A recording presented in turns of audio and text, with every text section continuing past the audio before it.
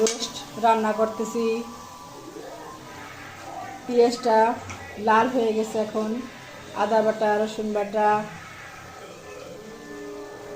মরিচের গুঁড়ো, কাঁচামরিচ। এখন মশলাটা ভালোভাবে কষিয়ে নেব।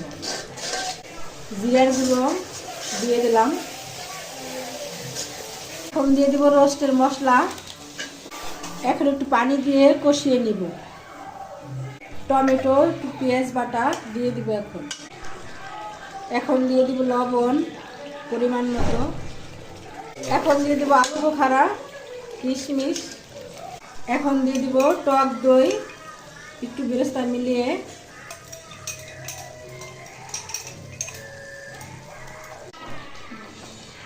এখন রোস্ট দিয়ে দিব। রোস্টগুলো দিয়ে নাড়াচাড়া করে কষিয়ে নিব। এখন পানি দিয়ে দিব।